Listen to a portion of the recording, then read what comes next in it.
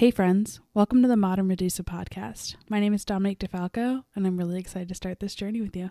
Before we get more into what we're going to be talking about today, I want to give a huge thanks to Joe Phelan over at the Port City Pet page, who sent me this swanky microphone and has helped me decide to start a podcast. So this is another reptile podcast, but I'm really excited to be focusing entirely on female herpers and female animal keepers so we can continue to make this hobby an incredibly welcoming and exciting space for women to be in. So who am I? My name is Dominique DeFalco. Like I said, I am the face behind DeFalco Reptiles. I am a hobbyist keeper with green tree pythons, Brettles pythons, ball pythons, and a few other miscellaneous species. I've been in the hobby for a few years now, and I have really been interested in herps since I was a kid. When I was younger, my mom used to tell me stories about how I would go to my older sister's school when I was in kindergarten and use her library card to check out books about snakes and lizards and read as much information as I possibly could.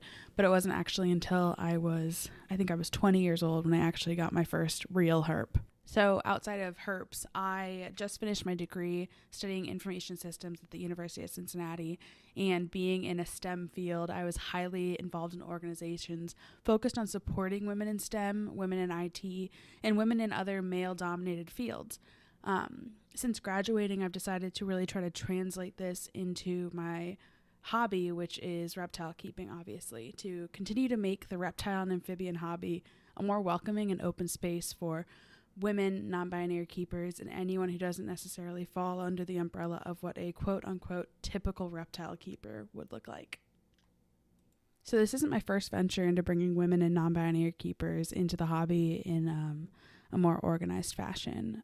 In June of 2020, I started the Female Herpers and Reptile Keepers group, and we've quickly grown to over 1,300 members with an awesome modmin team and just a really fantastic supportive community of women, non-binary keepers, and just herp enthusiasts at the base. Regardless of their sex or gender, at the end of the day, we're all here for the love of herps, and we're here to help support each other who do.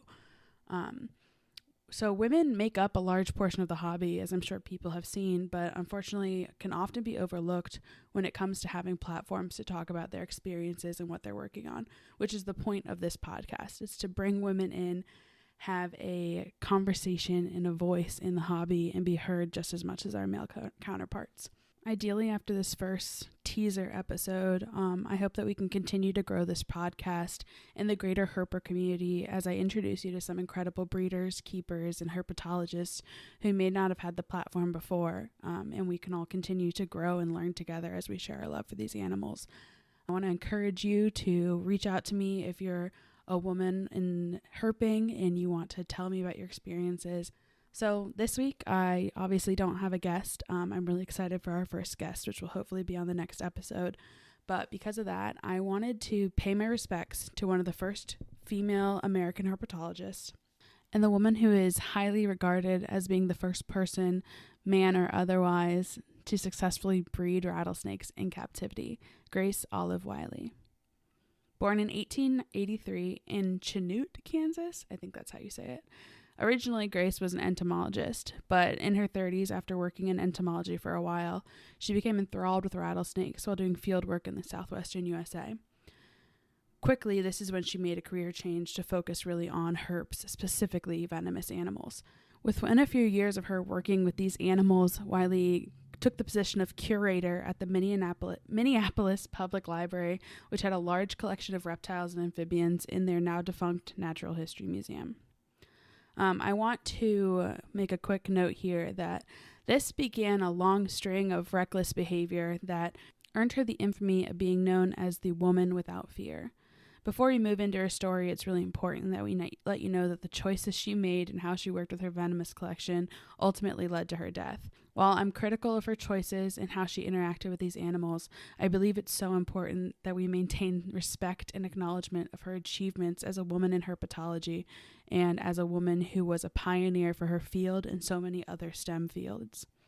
This moniker, the woman without fear, came from her on-hands approach with venomous animals, regularly free-handling and avoiding using hooks or tongs that were commonly used at the time with dangerous animals such as these. She used this infamy that she gained from her reckless behavior to encourage education and understanding of these animals with the public rather than fear, which it did. People were really interested in her story. She was very good with the animals she worked with, and it really did help a lot of people learn to love these animals like we do. So while being at the Minneapolis Library, Wiley boasted of being able to train over 300 animals, and she never received a serious bite during her time there. But in 1933, Wiley left this library and brought her 236 animals with her because of some disagreements she had with coworkers on how she was interacting with them. So she brought these animals to the Brookfield Zoo in Chicago, where she started her new position as curator of reptiles there. Unfortunately, 2 years after starting here, her laissez-faire approach ultimately had her removed from her position in 1935 because 19 animals had escaped their cages under her care. While she loved the animals, she was very careless in how she took care of them, both free handling and then also just forgetting and often neglecting to double check cages and lock them as she walked around the enclosures. After this short stint with the Brookfield Zoo, Wiley moved herself and her animals. At this point, she had amassed a large collection of over 200 venomous animals, as she called her own, to California. She brought her unconventional ways to Hollywood, providing animals for numerous films, including some such as The Jungle Book and the Tarzan series. She then opened her own zoo in Long Beach, inviting people to see her personal collection for only 25 cents. If only zoos were so cheap to go to nowadays. Unfortunately, in 1948, these careless acts caught up to her. A photographer was visiting to document Wiley and her animals, and while posing next to an Indian cobra, the flash of the camera startled the animal, who lashed out, bit Wiley, and even though she was able to make it to a hospital, there were no viable antivenoms, and she succumbed to the venom in 2 hours. Her untimely end and irresponsible methods often cloud some of the great work she did, which included forging pathways for women to keep and work with animals and breed difficult species. If you find yourself in Long Beach, California, though, I invite you to check out Grace Park, named in her honor of her time spent in California and ultimately the death she experienced there as well. So most of this information came from Wikipedia, Mental Floss, and the Long Beach Press Telegram. If you found this information interesting, first off, thanks. And I invite you to look on Twitter using the hashtag Herpers with a capital H-E-R. Dr. Hellbender, as she's named on Twitter, is an awesome Hellbender researcher who has done a ton for the online herpetologist community to connect women. And she has some great write-ups about historical herpetologists. I hope to continue to cover some of these amazing women who forged the way for us to have these animals as pets nowadays. And if you know of any that you want me to cover, please shoot me a message. So this is going to wrap up our first Modern Medusa podcast, and the nerves are definitely starting to fade away, and I am so excited to start this project with all of you. As I've mentioned before, I would love for you to reach out, help introduce me to more women in the hobby, help show me who I should be talking to and who we should be highlighting, because I know there's so many great women out there that I have yet to meet, and I cannot wait to do so. So thank you so much for listening to our very first episode. Another huge thank you and shout out to Joe with Port City Pet for supporting this show and myself, and to everyone else who has helped encourage me as we start this adventure. Please feel free to contact me on Facebook or Instagram at DeFalco Reptiles, and give me a follow there if you want to be up to date with what the podcast will be doing.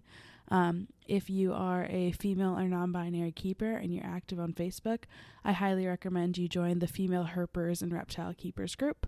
I also would recommend the Herpers group, capital Herpers, that has a lot of Australian keepers, which is great as well. And I look forward to seeing you soon, talking at you soon, and getting some really exciting guests on here. So thank you so much. And this has been the very first episode of the Modern Medusa podcast. Talk at you soon. Thanks.